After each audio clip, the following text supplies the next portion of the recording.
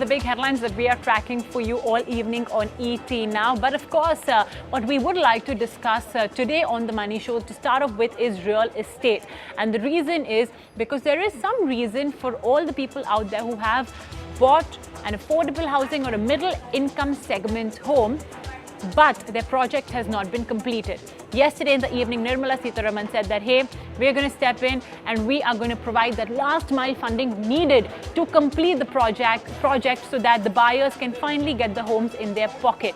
So first, let's set the context of the conversation by bringing on board Vivek Iyer, who will analyze how exactly this will work and what are the mechanics of this proposal. Vivek. So one of the biggest worries in the entire real estate space was the fact that, there were a lot of stuck projects and you have to look at it from multiple angles. If you're looking at a 360-degree view, what you have to look at is, number one, home buyers were actually stuck with projects that they weren't getting deliveries of. Real estate developers actually had a lot of projects where they were unable to get refinancing to go ahead and complete the projects, and which is why entirely you saw the entire gamut, all of the industry is actually stuck. So now what the government has done, and it's a very good move, we've spoken to a lot of analysts, what they're saying is that a 25,000 crore package where 10,000 crore would be deployed almost immediately by the government via the AIF route. The remaining 15,000, number one from LIC and number two from SBI, and this is something that will actually go ahead and help some of these projects, including the NPA and NCLT ones. Remember earlier, this entire announcement did not include the NPA and NCLT. Now they've included that as well, so that gives further relief to buyers and also further relief to financial lending institutions. So who was it that the targeted audience is? Number one, the home buyers, the obvious target. Number two, housing finance companies. So if you're looking at all of these names, the Pyramid Enterprises, LIC Housing, L&T Housing Finance, PNB Housing Finance, all of them would be benefited by this move. Banks too, with a lot of exposure to some of these lenders where projects were stuck and they weren't getting any kind of visibility as far as cash flows was concerned. And these are the kind of audiences that were the main targets. Okay, Vivek, thanks a lot for giving us that brief introduction on what are the steps taken by the Finance Minister to rekindle the real estate space. Well, let's then take on board a bit more of a personal view of this entire news to understand that you as a viewer, as a home buyer, will it impact your project? Let's bring on board Prashant Thakur. He's the head of research with Anurag. Prashant, thank you so much for joining us on the Money Show. Prashant, before I, take forward the conversation, what do you make of these announcements by the Finance Minister? How far do you think it will go in helping all our viewers and all the buyers out there whose projects have not been completed for a very long time?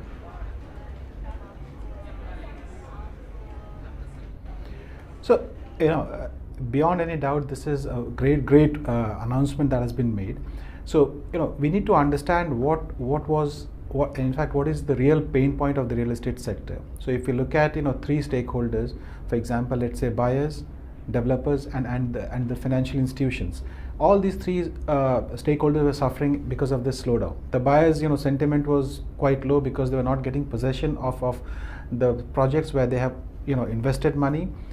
There was huge risk aversion happening from the financial side, and the developers were not able to complete the project because there was a complete breakdown of the cash flow.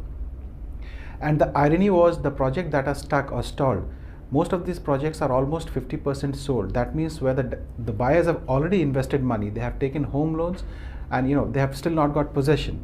So this move definitely is going to help those home buyers, because what this announcement has done is it has broadened the gamut of the projects that will come under the purview of this stressed fund.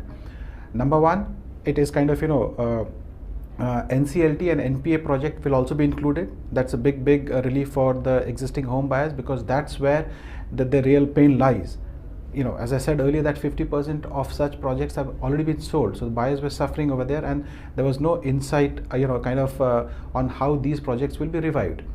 The second major announcement, or let's say the second major step to broaden the definition of this relief, is that the Finance Minister has kind of clearly defined that for cities like MMR, Mumbai and metropolitan region, the projects which are, the unit size or price which is below 2 CR will be eligible to avail relief from this fund. And similarly, cities like Hyderabad, Bangalore, Pune, Chennai, the limit has been kept to 1.5 crore and for the city 1 crore.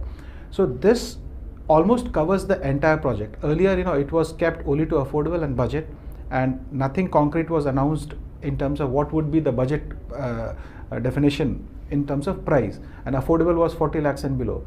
So it left out many of the projects, and the developers were kind of demanding that the limit should be increased, which government has kind of taken into account while announcing this process. Now this also breaks the cycle where a lot of risk aversion was happening. Now the financial institutions will come forward and lend those projects now, because government has sent a very strong message that they are backing this. And now if we talk about home buyers, now for example, if I have taken a home loan and my project is stuck at one point of time, or let's say at a certain point of time, I might think of stop paying that EMI, because anyways I'm not going to get the possession.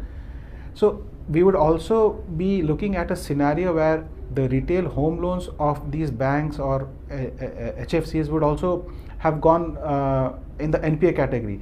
But now with this announcement coming in, people would be hopeful and they will continue with their payment of EMIs.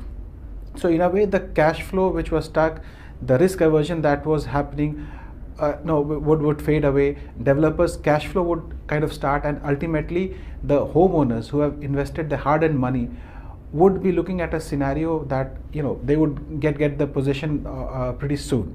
So in a nutshell, I think this is a great move, and it has something for all the stakeholders.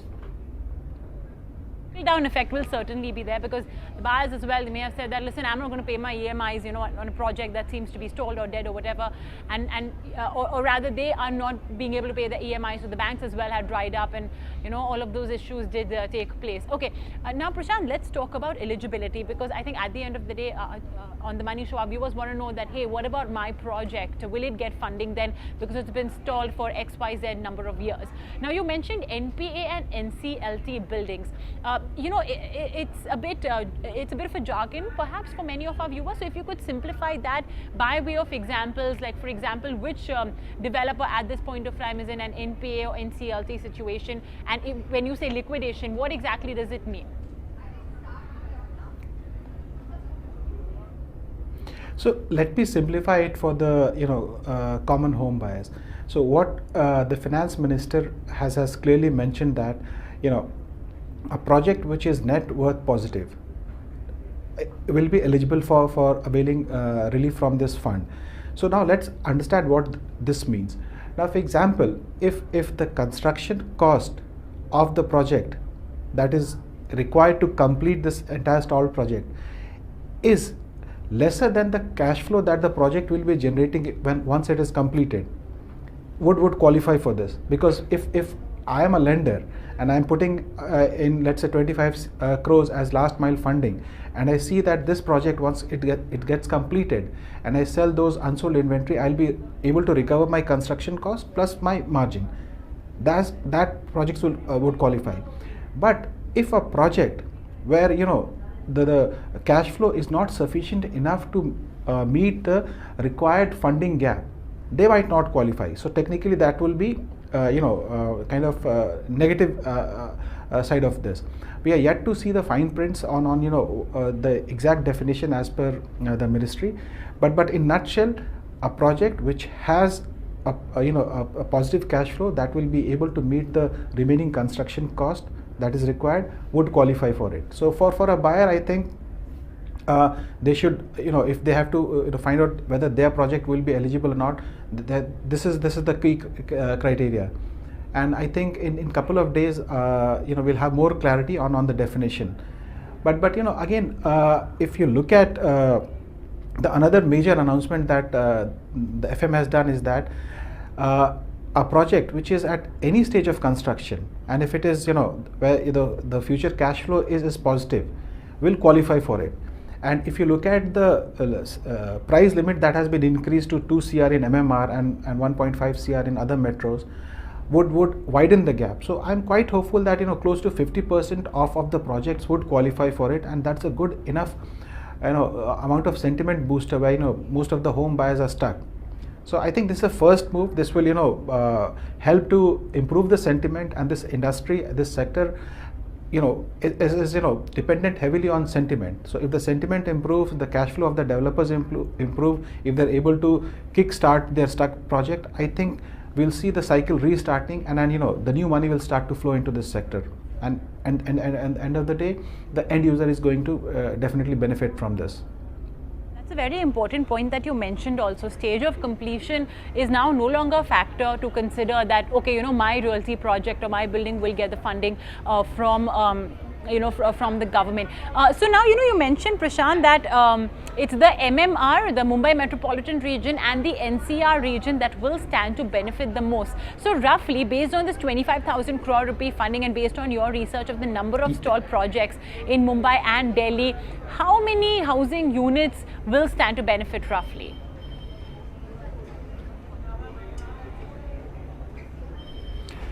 See, as you rightly mentioned, that the problem of stuck project and chronically delayed project is concentrated in NCR and MMR. Now, if you look at the budget definition, 2 CR for MMR and 1.5 CR in NCR, so this will cover the majority of the projects. And since the stage of construction is no more a criteria, only the criteria is that the project should have positive equity. So in my opinion, I think close to 45 to 50% of the projects would benefit in these two regions. And if you talk about South Bombay, where the project price is definitely above 2 CR, they will not be able to benefit. So we are not looking at projects that are at, in the high end category. So in MMR, the regions, for example, periphery, central suburb, and micro markets like Thane and Navi Mumbai, where the projects might be a bit slow, they would benefit. But if we talk about micro markets like southern Mumbai, for example, Parel, Lower Parel, Mahalakshmi, these projects would not have any impact because they are definitely above 2 CR. Okay. All right. Now, the other big question, of course, Prashant, is that this is not the first time that we've had such a stressed project funding of sorts that the government has come in. It's, of course, a different avatar. So the last time it was not exactly successful. Buyers as well were not happy. Neither were the NBFCs nor the builders, etc. How will this one stand apart? What exactly are the key features this time around? What will be different?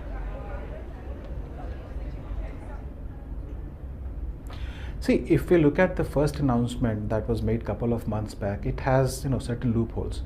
Now, for example, it was only restricted to affordable projects and budget housing, and the definition of budget housing was not defined, and affordable had a clear definition, which is 40 lakhs and below.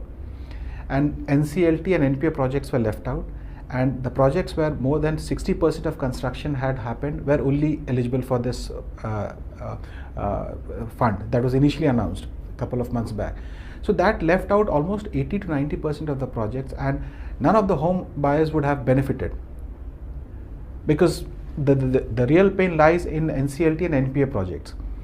So the good part is that this current government took a lot of inputs from the other stakeholders, and they have improvised this new fund that they have come up with. They have now clearly extended the scope of this fund in terms of defining, increasing the cap on the pricing of per unit, also doing away with the stage of construction, including NP and NCLT projects.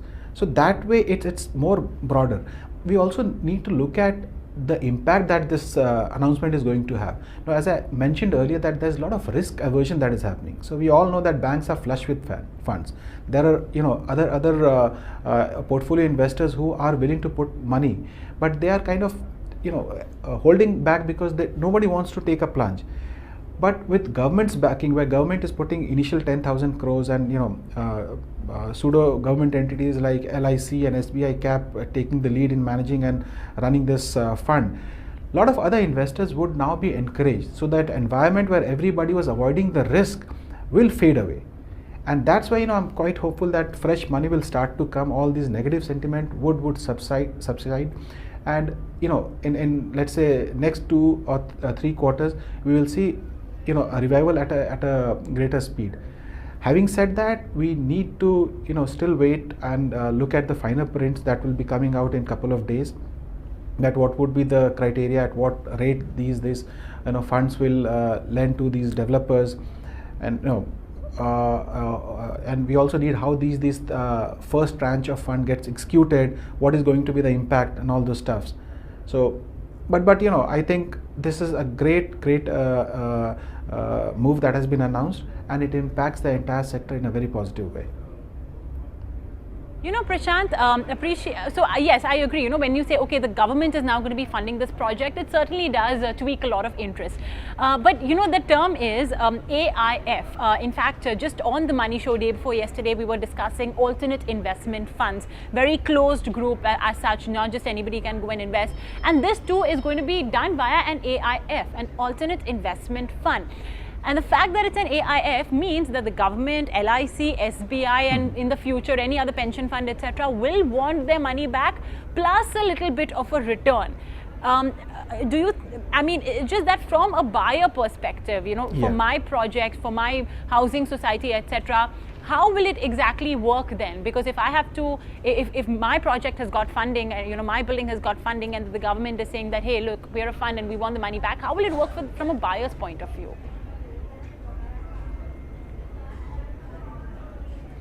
See, so first of all, you're right that anybody who is putting money in this fund would be looking at some kind of return. That there are no free lunches, to be very honest. So that's the reason government has put this clause very cautiously and specifically stressed on that the project where the funding would go, it has to be net worth positive. So that means if somebody is putting their money, they are quite hopeful that they'll get the money back with the required rate of return that they're expecting. Now, for example, let us look at a scenario where there's a project where there are existing buyers, and the remaining unsold inventory is there, and the project is under construction, and then where the funding, this last mile funding comes in, and that project gets completed. So it will have a positive impact on the existing buyer itself. Now, for example, if the existing buyer, first of all, he has not got the possession, he cannot even think of exiting that project, because nobody is going to buy that project in a resale market, because there is no visibility on whether that project will get completed or not. So for a buyer, it's a win-win situation. For a project where this last mile funding is coming, if he wants to take the possession, he is quite hopeful that in near future the possession will happen. If he wants to exit, he has a possibility of exiting in the resale market, because now there is hope that this project is getting completed. So this is way I look at it. It's kind of I don't see any negative or flip side of this announcement right now.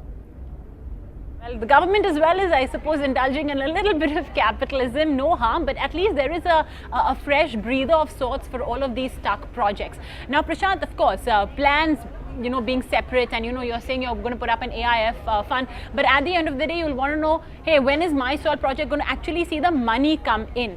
So essentially what I want to understand from you is that, Prashant, based on what we have seen in terms of government relief measures being announced in the past for real estate, how soon and how implementable, how soon will this entire thing be implemented? How soon will the funds be distributed, according to you? See, let's have a very practical view on it. It's not going to happen that from next month we start to see things improving. So in my opinion, the real impact on the ground will start to be visible in next 6 to 7 months, because see, the due diligence would be done at a very higher level, because there are this stuck and stalled project now, since you're including NCLT as well as NPA projects. So the scrutiny will take time. They will actually need to find out what is the core reason behind this project going into NCLT or NPA. And with the kind of fund diversion that this sector has seen, every lender will take its own time to kind of write a check for a project which is stuck, which is under NCLT. And since it will be managed by SBI cap, so we are pretty sure that execution will see the day, the light at sooner or later, but the impact will take its time. In my opinion, it will be 6 to 7 months or maximum 1 year, where this positive impact would be felt. Prashant, since we do have you, there was a very interesting research report that you guys had put out, I think a couple of days ago, about how and why housing sales are on a decline. So why is that the case? I mean, if we are looking at a situation where prices are actually so low, you have so much inventory, so that in turn is also pushing down prices. In fact, builders are giving all these kind of different offers, their own version of subvention schemes. So what exactly is it then that is keeping customers at bay? And if individuals do have the money, would you advise them then to dip into the real estate market? So in my opinion, the reason why the buyers were staying away was because of negative sentiment. And people were seeing project being stuck every now and then, the developers kind of defaulting. There was no sight of possession in the near future. So that was what it was keeping the developers, buyers away from the market. And there was no sign of any relief package being announced by the government, or let's say new funding coming in. And that was one of the reasons. In my opinion, this announcement would definitely change this thing. I know, as I said, that this sector heavily depends on sentiment. So the sentiment will start to become positive. Now people will get a feeler that this government, or the policy makers are quite serious to complete and bail out those home buyers, genuine home buyers. It sends a very strong message that government is concerned about the home buyers. So in my opinion, this would definitely improve the sentiment. My take is that if this announcement would have come before Diwali, or let's say at the start of festive season, we would have seen a very, very good festive sales, which just went. And now coming to your second question, that if I want to buy, I think this is the best time for a home buyer who is looking for the property for his end use to buy. Couple of reasons. There are a lot of ready to move in stock available in the market. The developer is willing to sit down and kind of offer you the best term. And if you're looking at buying an under construction property, there are a lot of good developers with good projects, and with this government backing coming up and sending a signal that even if the project that is genuinely stuck because of genuine problems, government is there to provide some relief. So I think this is the right time for an end user to buy a home. And for an investor who is looking at a long term, in a selective micro market, selective developer, he can also take a position in this market, because prices are really very competitive right now. Okay, so if you're using it for an end use, it definitely is the best time. You do have the cash and means, then it is certainly the best time, according to Anurag, to go and dip your feet in the property market. On that note, Prashant, thank you so much. It was lovely having you with us on this very special discussion. Folks, if your stuck project meets certain criteria, if it's net worth positive, regardless of the stage of completion, government would be interested. And of course, the value of the project needs to be a certain amount based on where you live. Okay, we'll take a very quick break right here on the show, but it's a realty special on the Money Show. When we return, we are going to be talking about a very interesting theme and an offering. You may be able to pay your rent, but are you able to pay that hefty security deposit that landlords are asking for? If not, there's a loan for that too. Stay tuned.